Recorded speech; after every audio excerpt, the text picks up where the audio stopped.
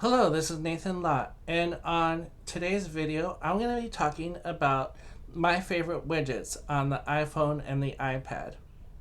Widgets came to the home screen on iOS 14. Before that, they were in what's known as the Today view. So if you were to swipe from left to right, you would get the Today view, and here I have like a calendar widget, a couple of weather ones, battery, Apple News, shortcuts, and so on. But now you can have widgets on your home screen also, and starting in iOS 14 and forward. They allow you to see at-a-glance information and let you interact with the app. So my top 10 for the iPhone, number 10 would be Widgetsmith. I have a couple of Widgetsmith widgets. One is showing sunset, and another is showing the phase of the moon. And I have them in a stack, so you can stack one on top of another and then scroll through them. In order to access the widget or the app, you tap on it, and you get your small widgets, and you can add a new small widget, your medium widgets, and your large widgets. You can have calendars, astronomy, weather if you pay for it, tides and pollen, all those are in the paid versions. But there's like calendars, world times, reminders, health, and astronomy. You can even create wallpapers. If you tap and hold on a widget, you can edit it. So we'll edit the Widgetsmith, and the one that is chosen now is small number 3. But you can choose the other ones. Now, it might help if I go back to my widgets and I rename them. So I could call small number 1 small date, small number 2 is moon, and small number 3 is sunset. So when I go back to tapping and holding, I can choose between small date, moon, and sunset. And I actually know what I'm choosing. My number 9 is Music Harbor. Music Harbor shows new releases that are and albums that are coming, or the latest releases. Again, you can tap on it to go straight into the app and to reload everything. One thing about widgets is that they're not always live populating. Sometimes you do have to go into the app to refresh like the latest releases. But that is more Apple's fault in how they design widgets. But it's easy enough to tap into the app. And Music Harbor is one that you cannot edit it any further. It just shows the latest releases. Another one is Longplay. This is good to have on in the background. You just tap on an album artwork to play that album. It's good for background music playing because you only see the album artwork. You don't see any of the song titles or standard play controls. So if I were going to launch this Johnny Cash album,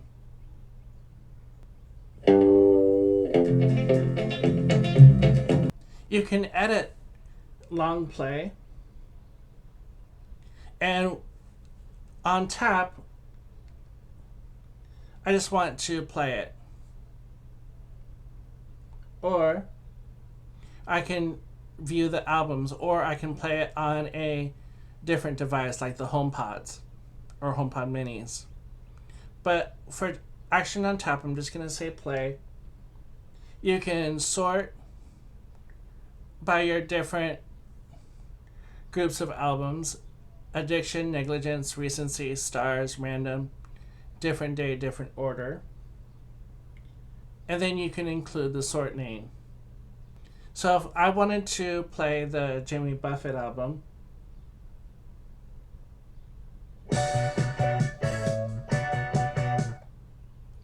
all you can do is play and pause it. You can't see the song or anything else unless you go down and see the what's playing in the control center or open up the music app.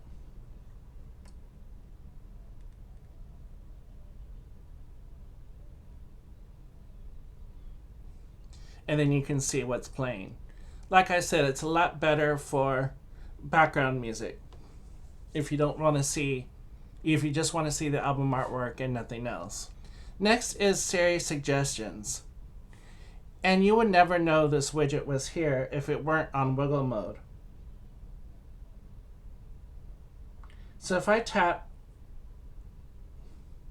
to get out of wiggle mode, you would never know that this set of 8 icons is a widget. It just looks like regular apps on the home screen, but they change based on what's being used or what's being open. Number 6 is Fantastical. I really like this heat map view, where if you have more than one activity on your calendar, it shows a darker red. 1 or 2 things just shows a lighter yellow. And then if you have nothing on your calendar, it's white. This is called the heat map view, and if you tap and hold and edit Fantastical, the indicator style is on heat map, but you can also just show it in dots.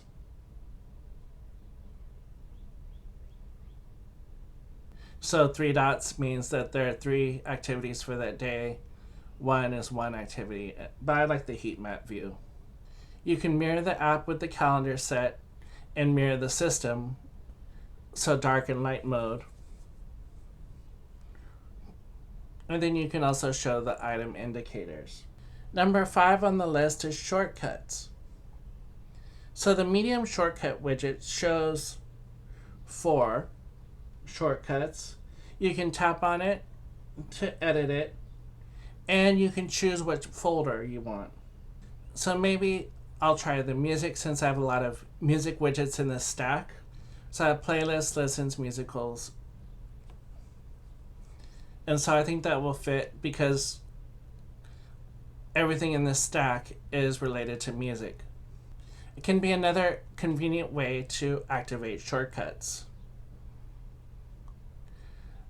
Number 4 is Do. This is the reminders app that keeps reminding you until you tell it to stop. Shows a list of events or activities that I have in Do each day, and I can make it an easy access to the app. There's no other way to edit it, but you can tap on it to get into the app. One of the newer additions to widgets is Apple Wallet. And it shows your Apple Card balance, and you can jump straight to the card and pay it off. Number 2 is Snowflake Weather. And what I like about this one is that it shows you a week at a glance of what the weather is going to be. And finally, my number 1 on the iPhone, and it's very much an emotional pick, is Apple Photos. It's always changing. It lets me discover older and newer photos that I've taken over the years, and it brings up these memories. Now let's move over into the iPad. So my number 10 on the iPad is the battery. I can see at a glance what the iPad battery is, as well as the Apple Pencil. And even if I connect AirPods, you can see the AirPod battery life. Next is MindNode. And you can see your recently worked on mind maps in MindNode. You can tap on each one to go into that specific MindNode file. You can add a new one with the plus sign, and even start with an outline mode, and then create the document that way. Files is an example of an extra large widget. You can see all of your recently opened files, You can edit the widget, so you can just show your recents, shared and downloads, any favorite folders that you may have added in files, and even you can just show certain tags. Number 7 is Apple News. And what's neat about this one is if you tap and hold and edit it, you can choose the topic. So maybe you just want education news or iPhone news, or suggested by Siri, maybe just movies news.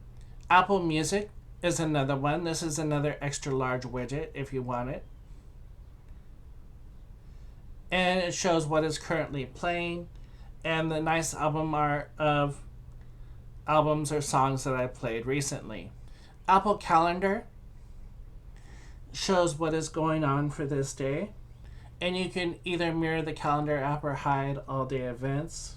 So this is a little bit different from the Fantastical one. The Fantastical one showed the calendar at a glance and where the most activity was. This one just shows one day and what you have on that day. Then you also have a clock. Apollo is a Reddit app, and I've just shown just the latest updates to the Apple subreddit and using Apollo. And you can tap and hold that, and you can go to whatever subreddit you want just by typing it in. Or you can go just see poem, popular, all, subreddit, or a subreddit group. Tweetbot is another one. Shows a list of tweets, and you can have your home, mentions, and likes, and then any tags that you're following, and lists. So let's go to my Mac list. And now I have my Mac list as a widget. My number 1 on the iPad is the contacts. What's neat about this one is that I can tap on a name, I can see all the latest mail, I can send a message, call, or send an email. I can see the messages, photos from the photos library with her in there, any shared links that we've done through messages, and then any contact information. So it's not just contact information, it's a lot of other stuff that has to do with that person, and that can be very useful. So those are my top 10 widgets on the iPhone and the iPad. That's going to do it for this video. Thank you for watching, and I'll talk to you next time.